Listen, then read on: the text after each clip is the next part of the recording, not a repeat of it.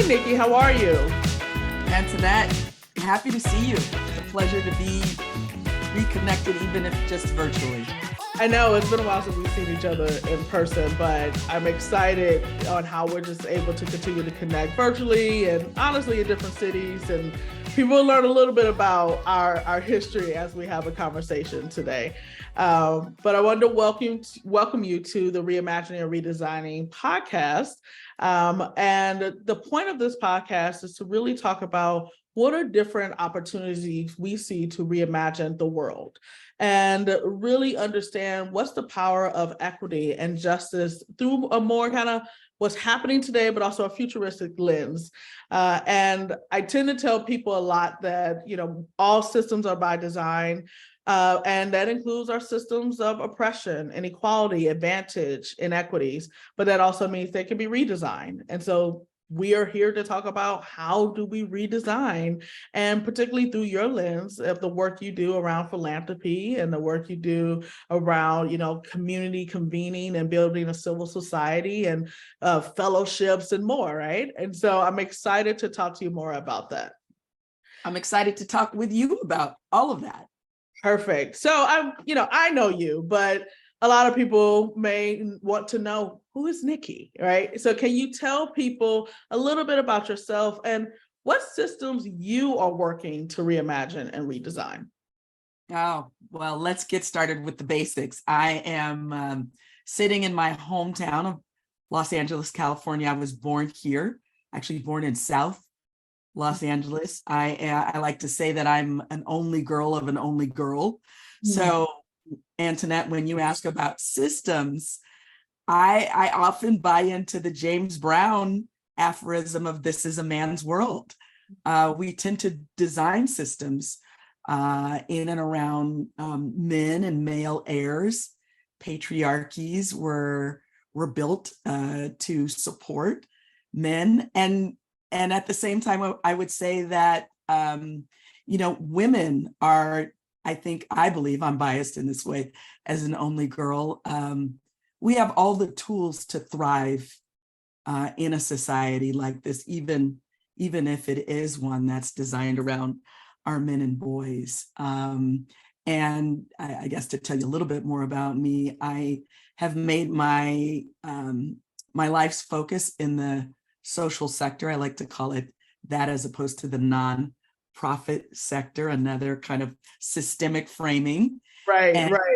I've run charitable foundations and I've run nonprofits. And for the past 5 years, I've had the pleasure of running the Civil Society Fellowship, which is a partnership of the Anti-Defamation League and the Aspen Institute. And our goal is to build civil discourse across difference, however you measure difference, ideology, geography, age, gender, religion, race. I love it. And, we're going to talk a little bit more about the Civil Society Fellowship, because that's how we met, with me actually being a part of the inaugural cohort and having that honor and being able to work with you through that moment of transition and tension and growth in my own life, and really looking at like the dynamics of how do I learn with folks that not only have a backing similar as mine, but also folks that have different lived experiences and different ideologies, and how do we kind of grow together. So I'm excited to dive into civil society a little bit more. But first, I want to keep going a little bit more with you. As a leader and influencer in the civil society sector, and I love that you called it like social impact and not nonprofit, because there's this mentality that nonprofits only exist to not make money, and removes the actual idea that nonprofits and social impact and social good organizations are here to make our world better for all of us. Yes. And so as a leader and influencer in this space, and really pushing it to the world of being more civil, what opportunities and what role do you believe equity, and I would even say even design, plays in really building more sustainable and meaningful change? And, I instead of change, I'll say redesigning, meaningful redesigning at both an individual and a systemic level. Yeah, I really appreciate that, Antionette, because the very existence of something like a civil society fellowship challenges the way leadership development has been designed historically. And we believe that it's important to design to include and actually center difference. So as you know, in your inaugural cohort, we have people who voted differently in the 2016 and 2020 elections. And some of them talk about that openly. We design for geographical difference. We have one of your classmates is from Appalachia. Mm-hmm. And this is a part of the country that is generally not included in leadership development. Mm-hmm. And it was important for us to find people who are coming from all different parts of this country, different parts of the economic spectrum, because the design of this country, consciously and unconsciously, mm-hmm. has been generally around privilege, has been generally around wealth, mm-hmm. And privilege and wealth give people voice. Mm-hmm. We believe voice is important for people of varying parts of the economic, geographic, income spectrum, and that's why we work really hard to be inclusive. I know that's one of your important values in redesigning, but for us, it's not just a word, it is an active practice and one of our values. Yeah, it's interesting you talking about like the understanding of privilege. And, I had this great training I went through with Groundwater Institute, and they talk a lot about, just this idea of advantage, but how that also shows up with you in leadership.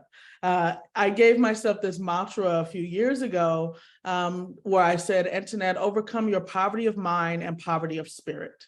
And the reason I started to give myself that mantra is I realized that even though I had started to transition economically, I still had those barriers mentally on how I can show up in spaces. Did I have permission? Instead of asking, why do I need permission? Whereas when you have been centered in a more privileged situation, whether we're talking about race, gender identity, sexual orientation, et cetera, you don't question those things. You show up as you are.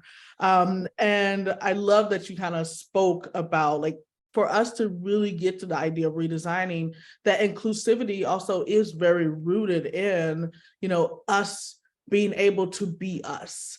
And also still looking at the history and the systems that tell us that we shouldn't be or we can't be, right? Yes. Mm-hmm. Yes. I mean, the very notion of permission. We talk about imposter syndrome sometimes, Antionette, right? And some of our fellows feel like they haven't yet earned a permission to be in a place like Aspen or Amsterdam or Jerusalem or Montgomery. These are the places where civil society fellows go to have civil discourse. And one of the things that's important to us is that everyone feels like not only are they invited, but they belong. Yes. This sense of belongingness is it's not like a fairy godmother has to come and grant you, wave a wand over your head. No, the invitation to become a fellow, implicit in that is our sense and expectation that you belong and that you continue to invest in this experience, right? It's not just arrive and kick your legs up. As you know, this fellowship business involves work. It does. Let's dive into that a little bit more. So you are obviously one of the architects, one of the designers of the Civil Society Fellowship experience. There's power in that, right? There's this opportunity to really think about, how do I challenge the different forms of leadership trainings and methodologies that had come before us that created greater divisions. Like, the idea of a civil society is to really have people work across these differences, not to ignore them, but acknowledge them, and also see how can we actually collaboratively and co-creatively challenge these systems that impact us all. And so as one of the designers, as one of the architects of change, how were you conscious around how you can design design a program engagement and experience that will allow civil discourse, but also center diversity, inclusion, and equity in the kind of fabric of the experience itself? What a great question, because I feel like that's at the center of the center, that the decisions about which text will be read, which leaders will we engage, are really, it has been a collaborative and a co-creative process, and not without differences of opinion, which, shouldn't surprise anyone. So, for example, the Aspen canon is something that's goes back to the mid-century, the middle 20th century. And naturally, that was informed by things like World War I and II. But when you look at that canon through the eyes of the early 21st century, you might go, where are the voices of people who may not have been centered in the middle of the 20th century? Where are they in this? And so I've worked closely with Aspen, with ADL, and even gotten input from some of our fellows and our advisory committee to inform how we build our readers, how we decide which voices will be included. So to give you a really concrete example, there are like 13 fellowships that are part of the Aspen Global Leadership Network. And up until your class, and even I think through your inaugural seminar, there were no women of color in that initial binder of readings.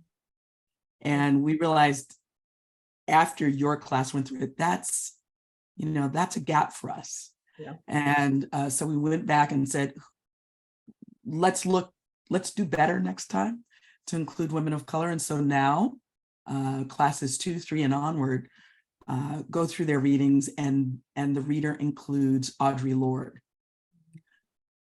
And I think, as you've seen, and when we went to the Middle East earlier this year, we had Jewish voices, we had Arab voices, we had female voices, we had LGBTQ voices, we had male voices. We had older voices, we had younger voices. It's a constant iterative process for us to design and redesign to include the voices of the places where we're visiting.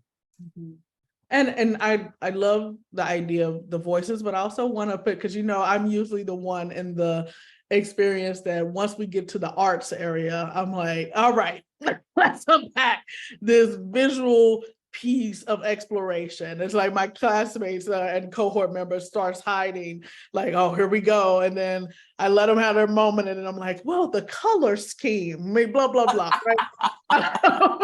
But because I think it's the voices, but I love that also you think about different modes of learning and different modes of digesting, us looking at a partial component of the film with Gandhi, and us looking at pieces of art, reading poetry, having place as the actual learning experience. I think all of that really also, in my mind, as you are redesigning what does it mean to be a leader, it also is helping people look at, oh, well, I learned differently when I engage with my staff, or when I engage with my community members, when I engage with my partners. How do I create experiences and designs where they can also engage differently as well? And so I think there's an example of you leading by example of really co-curating it, but also being willing to take feedback to modify it, to actually allow for the redesign in itself, right? Definitely. We are on a learning journey, and we're so clear to tell you and classes 2, 3, and even 4, when we name it later this year, hey, we're early test pilots. And we realize sometimes we're going to soar, sometimes we might crash, nothing will be fatal, but we're definitely learning. And when you talked about the arts, Antionette, I'm reminded of a very fond memory of when we were in Jaffa in January together. Do you remember the day we were outside with the musical group System Ali? Yes. And there was a Palestinian gay woman and I want to say hetero Jewish male. He was the guitarist, and he was playing music, and she was singing as a Palestinian woman, she was singing a song in Hebrew. And it was like a mournful, sad song.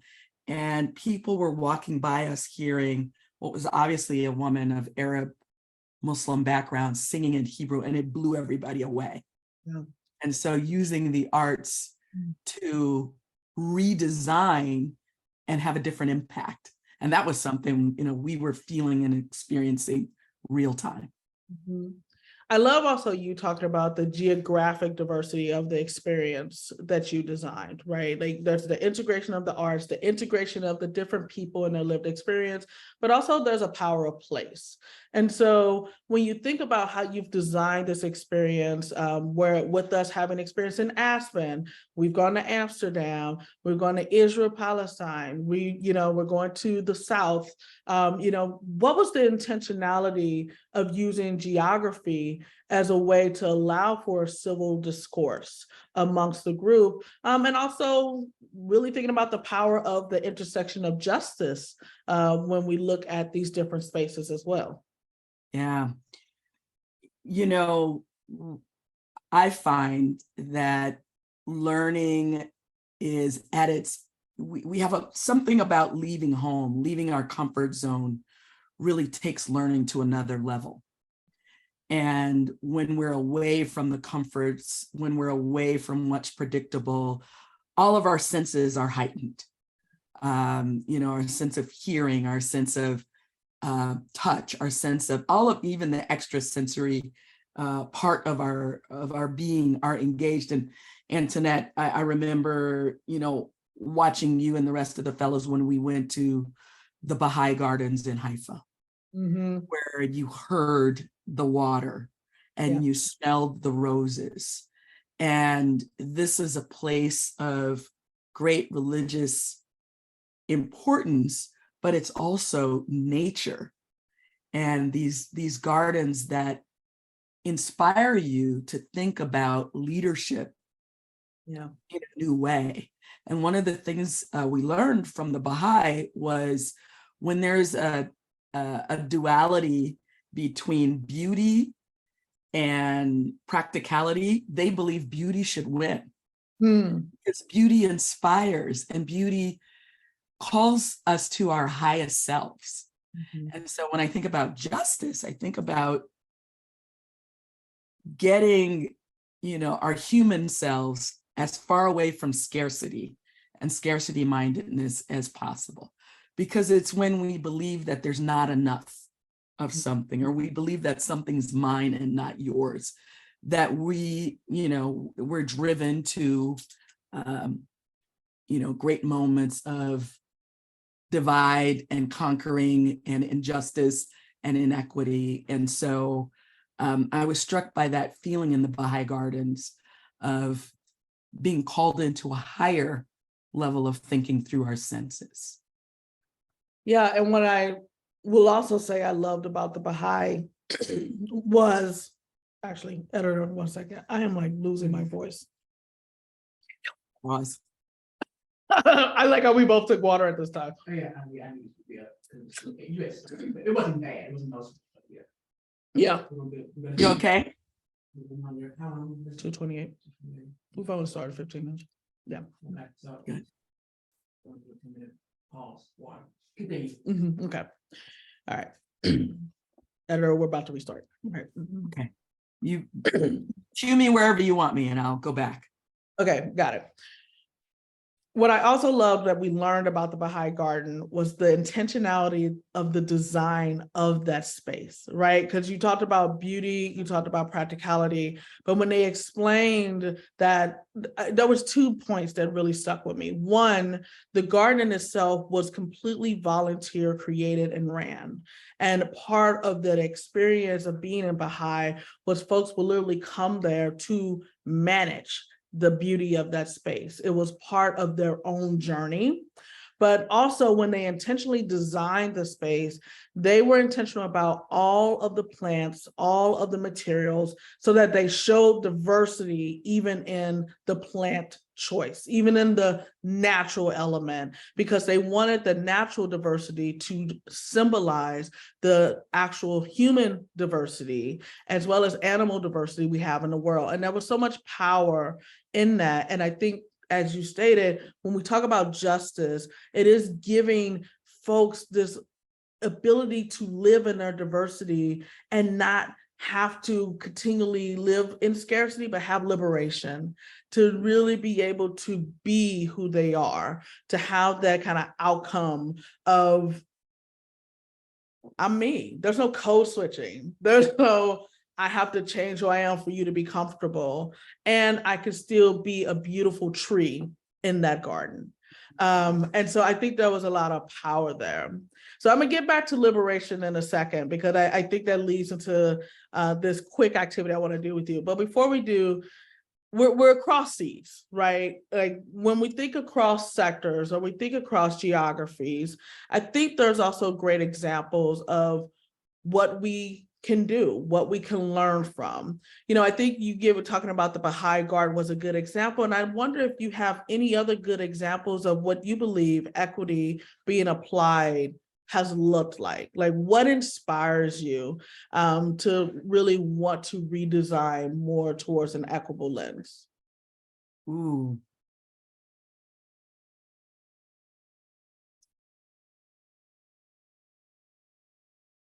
I'm gonna go back to our trip from this past January, Antionette, and not to lean too heavily on our time in Israel, Palestine, but you'll recall the day we were in the West Bank and we met with a Jewish settler and a Palestinian activist who were working as partners. And they're from an organization called Roots. And I felt that there was a moment there where equity was on display, was in action, that they both spoke from their heart, recognizing that at any given time, they could be each other's enemy. And they acknowledged that, the settler acknowledged that he has brought his family and they are living on land that was once occupied by Palestinian families. And the Palestinian activist talked about how enraged he was at one point with that settlement and how he's working to bring his Palestinian family members into contact with these settlers so that they can engage and hear each other in ways. So I think that's one example. Another example, perhaps even more poignant, was when we met with the parent circle, and there was a Palestinian father and a Jewish mother who had each lost a child to the conflict. And they talked about how it would be easy for them to both be angry, mad, and unwilling to engage, but yet they realized they were more powerful and more capable of dealing with their own grief by working in partnership.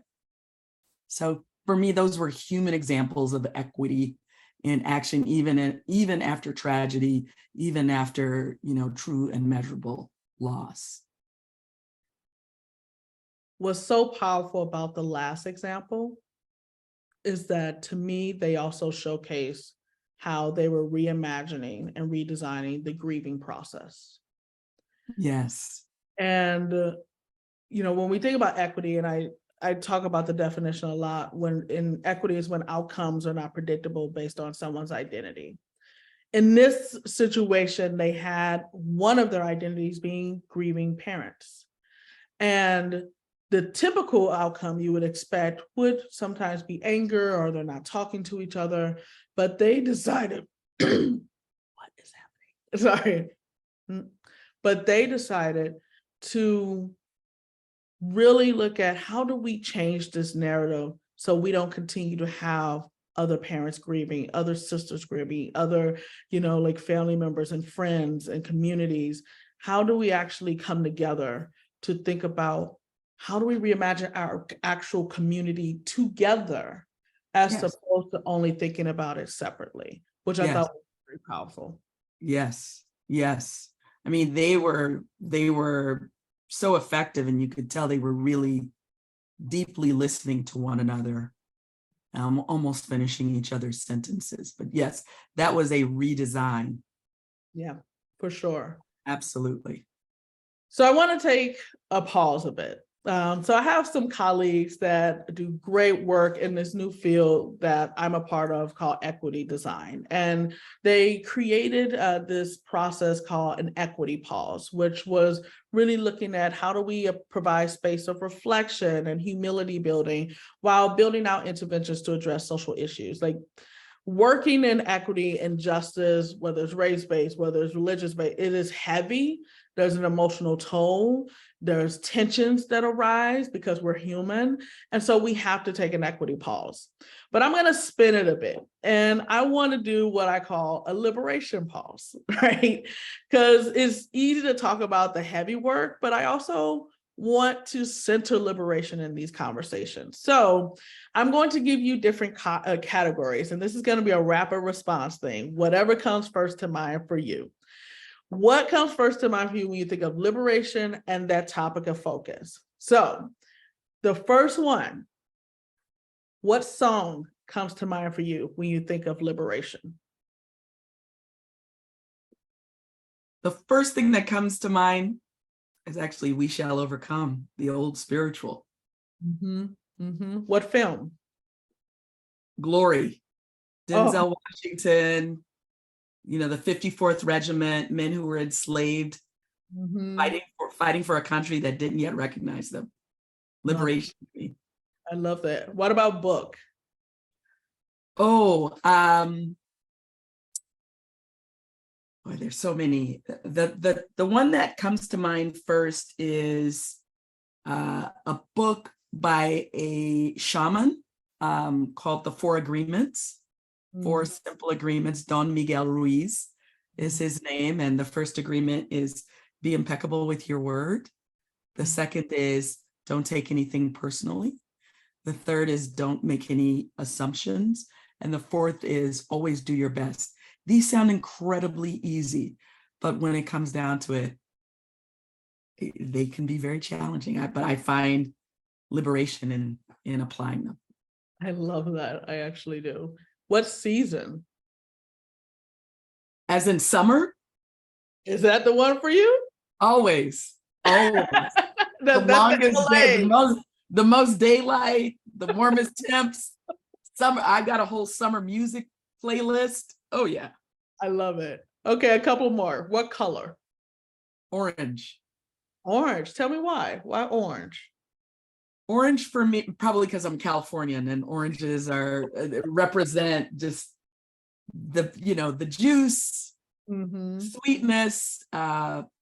Also, maybe because it's top of mind, and orange is the national color of the Netherlands, and we were there for King's Day, and everybody's wearing orange. Everybody's out in the streets. But besides that, I just love the color. It's an energizing color. It's funny. Orange is also the color that is for gun violence alleviation as well. Really? It is. I love it. I did not know that. I love orange even more now. Exactly. I'm going to give you two more. A piece of art. Oh boy. I'm gonna push you in the art world. I'm a worker. I'm getting you there, Nikki. I love that. I love that. I love that. There's a quilt in the Smithsonian, and it's the images of Harriet Tubman, and it is I want to say the artist is Bisa. Is it Bisa Barnes? Bisa Butler. Thank you. And it's right across this beautiful quilt of Harriet Tubman, I'm singing in my mind's eye, is right across from an image by Amy Sherald of, I can't say her name without getting emotional, Breonna Taylor. And Breonna and Harriet Tubman are facing each other as if they are talking to one another through time. And so these two pieces of art for me are like you want to stand between them and just feel the power. I love Feel it. Yeah. They both made such sacrifices. They did. They very much did. And then the last one is open choice. What comes to mind for you if you just think of liberation? You can pick anything. Oh boy. What comes to mind really, first of all, is the ocean. And yeah, I'm drawn to the ocean. My earliest memories as a little girl, smelling the ocean, running towards the waves, but I'm also mindful of the ocean as a place, of the Great Crossing, the Middle Passage, and coming to a land that we had no idea what was in store for us as a people, and finding ways to squeeze freedom and liberation out of the bleakest and most oppressive conditions. Making a way out of no way. Powerful. Making a way out of no way. Exactly. Thank you. Thank you. So now I want to jump a little bit more into your background. So we talked about civil society, which is your world now. Like, you are the queen of that at Aspen. We adore you. And I don't think a lot of people know about your previous work. Like, I remember going and looking at your bio and going, I'm sorry, say what now? Because I know Nikki, like, fellowship, like, boom, and then it's like, oh, Nikki was philanthropy queen and really also pushing for American truth and justice, like, and some of the work you still do, right? But in a different positionality. So, right now, as a former foundation lead, a current trustee for multiple organizations, you also was on the transition team for the new mayor. How have you been using that power to kind of influence equitable decision-making and making sure underrepresented and underinvested communities are heard and ultimately represented? Yeah. Thanks for that question, Antionette. With our mayor, Karen Bass, our new mayor, first female mayor of the city of Los Angeles, we're super proud of her. In the earliest stages of her administration, the first 100 days, our transition advisory committee was meeting actively. And one of the things that we noted, I volunteered for the small business committee because actually, as a small business owner, the ZWN Incorporated, named for my late grandmother's, it's through my small business that I act as a leader for the Civil Society Fellowship. And that's really important to me. And I'm grateful to ADL and Aspen for allowing me to structure my work, which pulls, just about every waking hour out of me for our 55, soon to be hopefully 75, 80 fellows within this fellowship. That, leadership for me is certainly things that we've learned in school, but I've learned through the years, through my time in philanthropy, running the Reardon Foundation, or being a leader at the California Community Foundation, or even now as managing director of the Civil Society Fellowship, that leadership is not inevitable. In other words, the act of leading and making decisions and applying wisdom is not, it's not something that we should assume just happens. I believe we have to wake up and make concrete and clear decisions about the outcomes we wish to generate. And fortunately, I've had lots of places to learn, certainly in school, but in work. As a fellow, I'm a Henry Crown Fellow of the Aspen Institute. But for me, Antionette, I guess what I would wind up saying is that leadership is often uncomfortable, which is maybe one reason why we need to have boards of directors to help give us guidance, or friendly kitchen cabinets to save us, from poor decision making. But, I'm grateful to be in a place in my life where I'm leading, but also still learning. One of my favorite things to say is if I'm the smartest person in the room, I'm in the wrong room. Mhm. I need to constantly be stretching myself, and that's what fellowship does. It is a voluntary act that you and others and I've taken on to stretch ourselves in this leadership quest, in this journey to be more effective stewards of resources, whether that's human resources, financial resources, ideas. We are here to make our communities better. Yeah.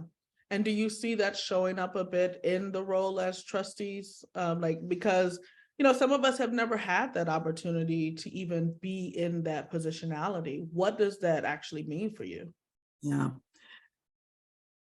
Being a trustee, being a board member, being a governor means acting on behalf of an institution, an idea, to help it lift off. If it's in a startup, I still think the Civil Society Fellowship is in its startup years. We're 5 years old, but we're, we see a long road ahead.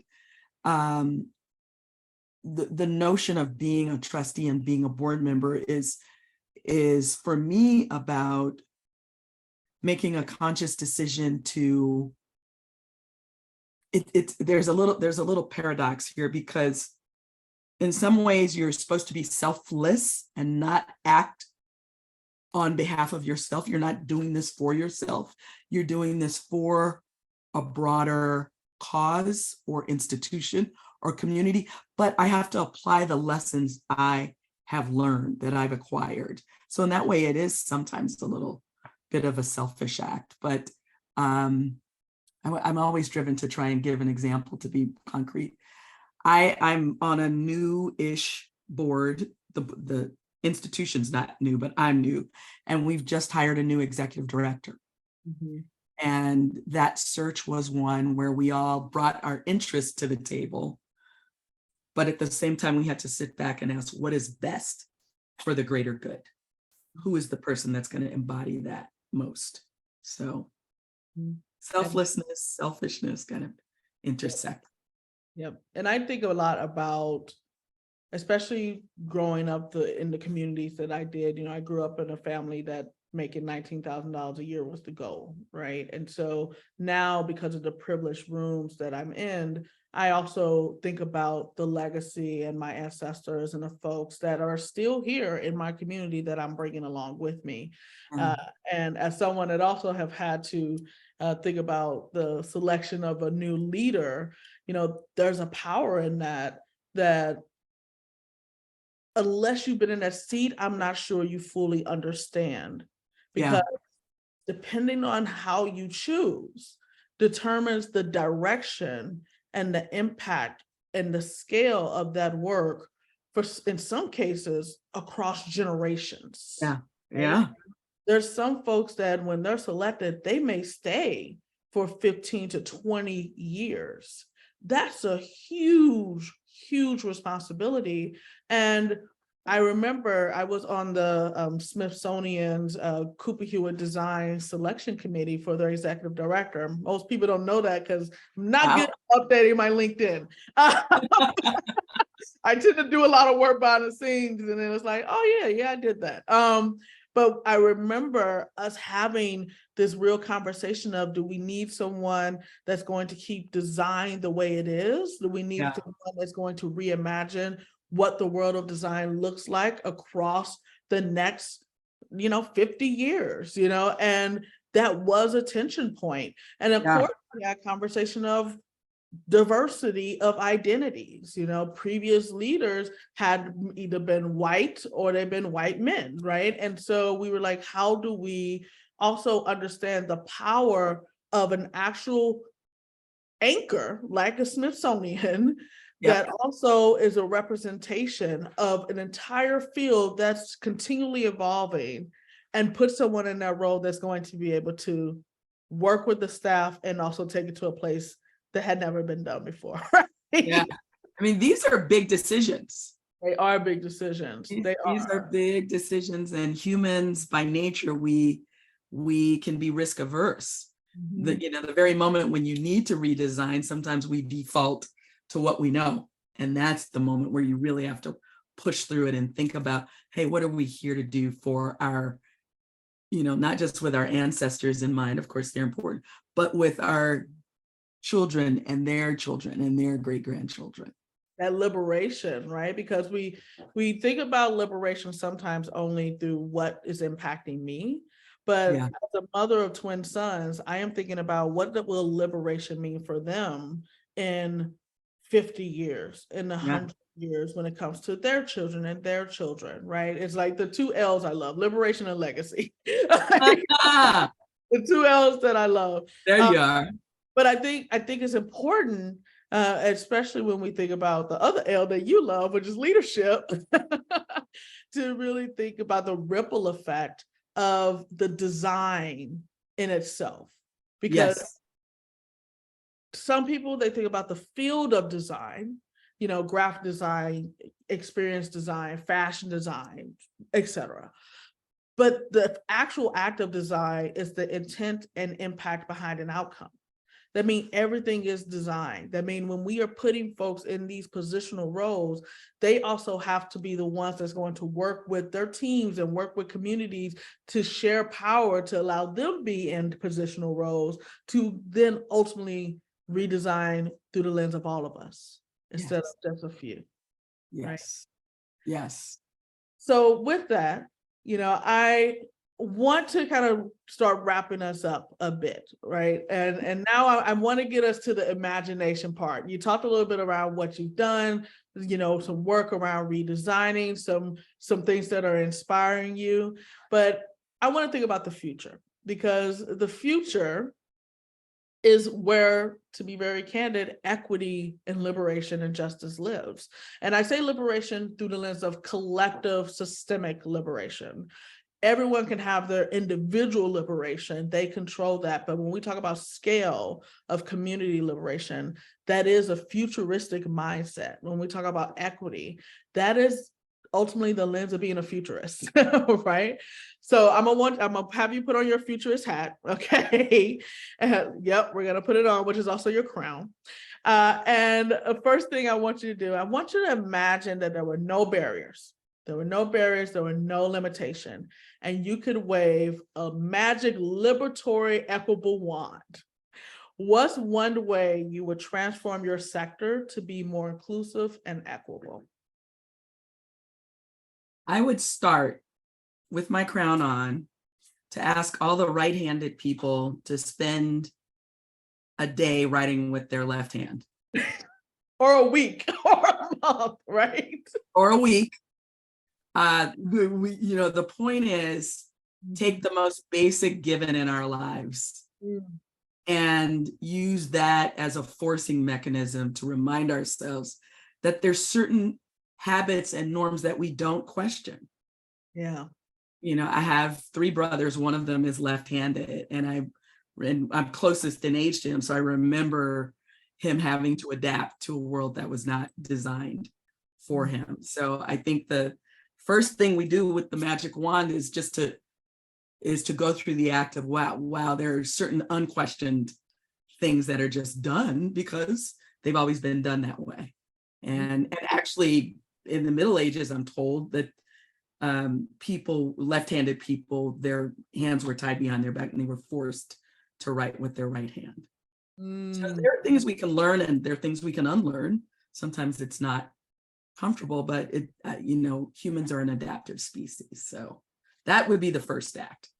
And then I think on a more serious basis, Antionette, I would say that we should actively engage in imagination and writing and journaling and drawing, to bring the arts into it, about what this future looks like, and to engage again the senses, not just the brain, but the heart, the touch, and what does this smell like? What does it feel like? And what does it call up in us?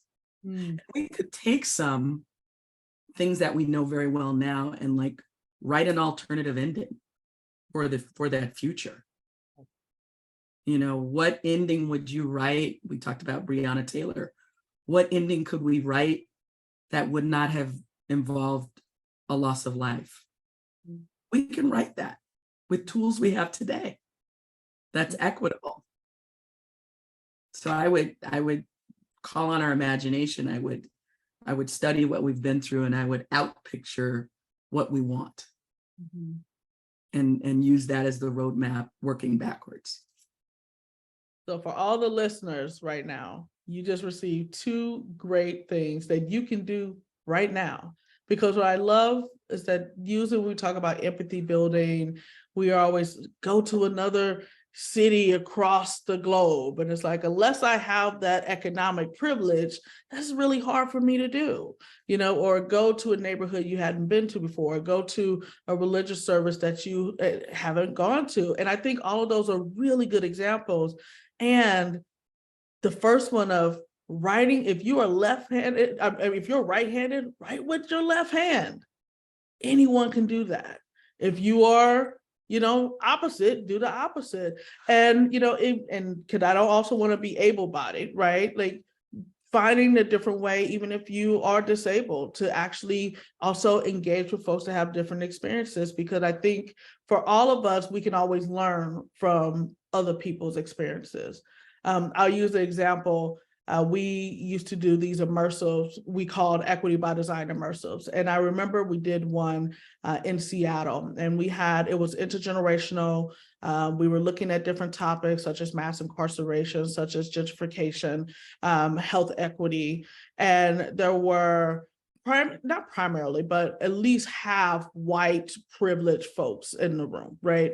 But then we also were intentional of having youth of color, namely Black and Latinx youth, in the room. And we were, of course, facilitating and managing how do we avoid harm in this situation. But I remember going to the table, because there's an activity we have called Paseo Protocol. And one of the things we have them do was talk about their privileges. And I went to the table with these young Black men, and they were like, I don't have any privileges, right? And there's so much to unpack around that, because there's also the sadness that, you have this reality in your life that you don't see the opportunities that you do have. I think it's important to note the ones that are targeted or taken, right? But to have to live in this state of everyone's against me is harmful in itself.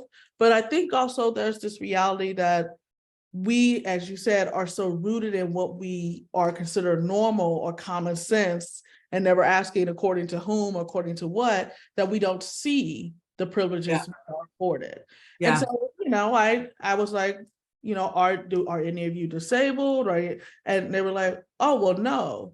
And I was like, well, that in itself is a privilege. The world has been designed for able-bodied folks. My grandmother is immobile. Prior to that, she had rheumatoid arthritis. We couldn't take her down steps. And I always noticed when there was no elevator available, right? So I think, again, that first example was so powerful and something that we all can do. But then what does it look like to retell a story? What does it look like to imagine a different ending? So I'm going to ask you, as our final question, and my final question for you, to in a sense do that. Imagine we're in 2123. So I gave you 100 years, you were Walt Disney, and somehow you survived.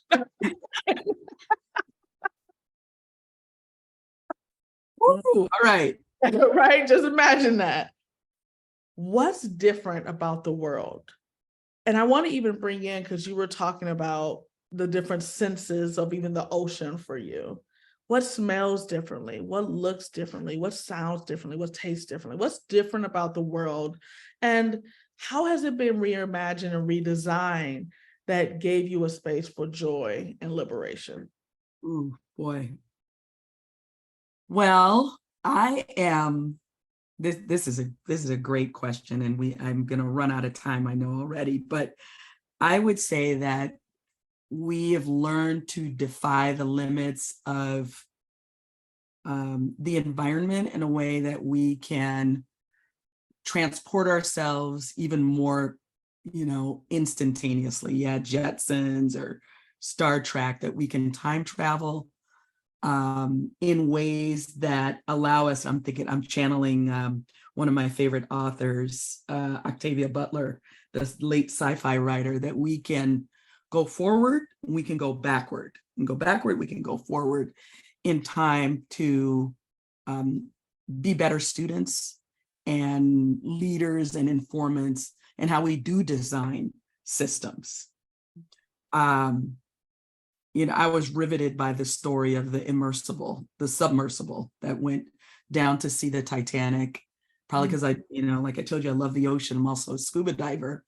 And I under current conditions, I have no desire to be, 3 miles down with a rusted old shipwreck. But I do value the notion of curiosity and learning and science. And so what I hope will be different 100 years from now is that we will be a more curious species, that we will be wanting to visit people in faraway places on the planet and beyond the planet and learn and listen, and that we will not have a monotheism or a mono in any way, that we've learned to live and love the multiple, the plural, and that we can't live without it. That is, some people have suggested diversity and equity are superpowers, not like nice to haves. Mm-hmm, mm-hmm. I love that. Curiosity. And I will also add curiosity without harm, right?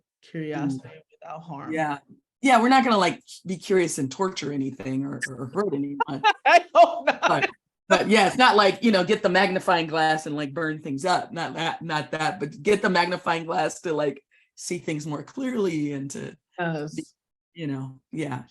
bring things into focus. But yeah, you mentioned empathy earlier, and there's a fellow in the third cohort of civil society whose venture, his community project, is to build empathy between humans more readily. And I would hope that in 100 years we've learned that and then some. Mm-hmm. Well, thank you, Nikki, for joining me on the Reimagine Redesigning podcast. And I also wanted to say thank you for actually reimagining and redesigning with me, because it's an ongoing journey and it has truly been an honor. Well, it's been my honor to be on this journey with you. It's so far from over. It'll never be over. I'm sorry the podcast has to be over, but our dialoguing and redesigning. Oh, no. Yeah. Thank you for including me. Of course. Thank you.